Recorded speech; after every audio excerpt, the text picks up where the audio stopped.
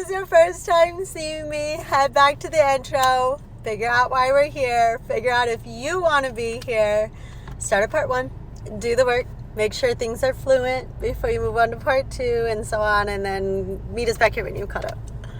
All right, for us to move further in this process, which all of you that have been with me from the beginning, I just want you to know, I'm really proud of you. I'm proud of you that you decided you're going to make a change in your life and you decided to make that journey with me. It makes me happy. So it's time to get to know me a little bit better.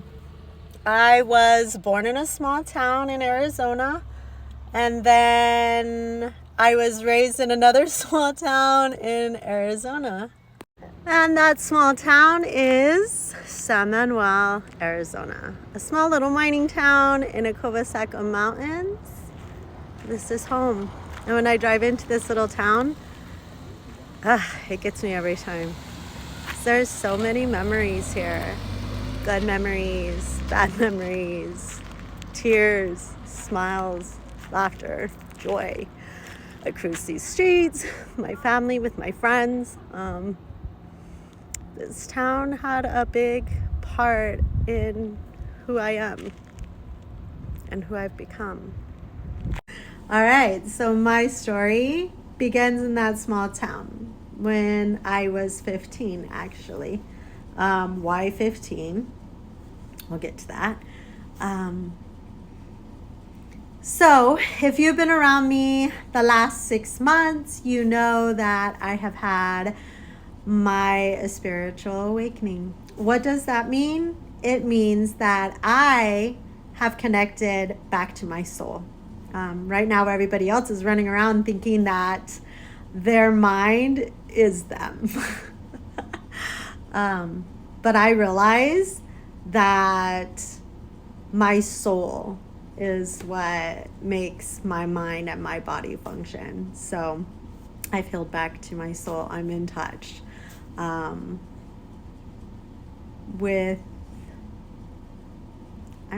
with source. I'm in touch with guides. I'm in touch with peace. But what's crazy is you guys can too. You can reconnect with your soul, which you're supposed to. In a lifetime, you're supposed to awaken and connect back with your soul. Long story. We don't even have time to jump into that. Besides, this video is about me. Just kidding, guys. But really it is. Okay, we're going back to Samoa. I'm 15. What happens at 15? So I'm walking down the street and I hear run, in my head, but I know it's not my voice and it doesn't make sense. But at that moment I run.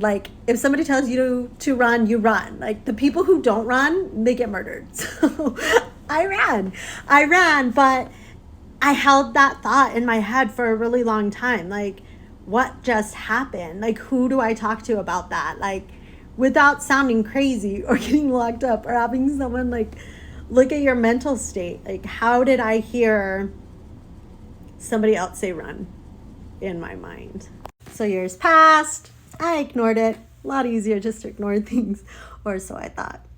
Okay, so life happened. Things happened. And I actually started seeing things that I knew wasn't a part of reality. I knew other people weren't seeing things that I would see.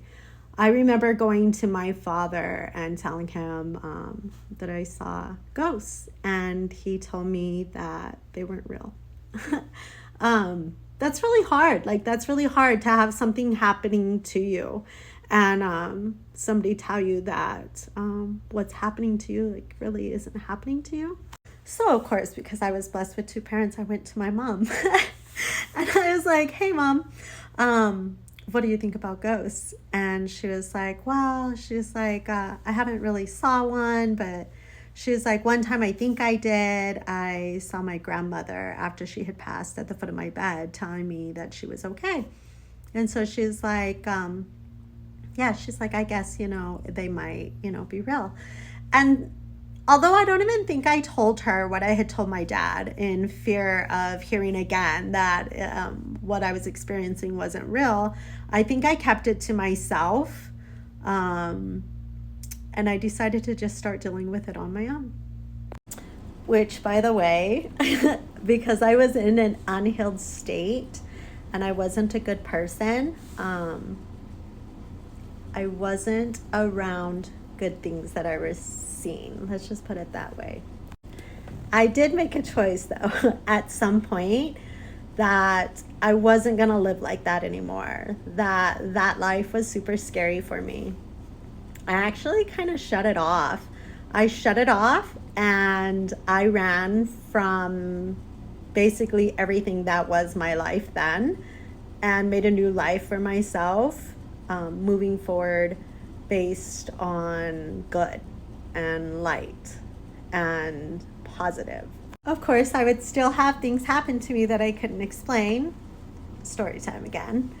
My dad had a heart attack. It was his second heart attack. He had had a previous heart attack where he had a stent put in already. So I was on my way to the hospital. I remember walking down the corridors on the way to his room. And it flashed back to the hospital corridors when I was walking down the hospital corridors in the 3rd grade going to see my grandfather for the last time before he passed away. Here I am, an adult, in the hallways to go see my father in a hospital. But I was seeing the hallways when I saw my grandfather last. I couldn't make sense of it. I just knew that it was telling me that there was something wrong. I went into the room. My dad didn't look good. Like he wasn't even responsive. And I remember telling my mom that there was something wrong. And she's like, no, everything's good. And I'm like, no, like there's something wrong. I knew because of what had just happened. But I also was like, he wasn't like this last time. Like his lips are dry, like there's something wrong. I was asking the nurse to get him chapstick. I'm like, he needs water. Like what's happening? My mom kept, insisting everything was okay.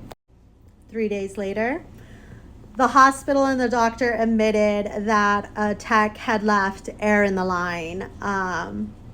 It had killed my father. It had killed 10% of his heart, but they were able to revive him. They waited to make sure that he would survive, I guess, before they told him. But 3 days before they had told us, before anybody had said anything to me, I already knew that something had happened to my dad. I had already knew that he had died. And so I kept it to myself. And just like the trickle of a faucet, little things kept happening here, kept happening there. Big events happened in my life that caused me pain and forced me to look within. So I found my way out of the darkness and back into the light. I connected back to my soul and source. If you're tired of your life being chaotic, if you're tired of anxiety and fear and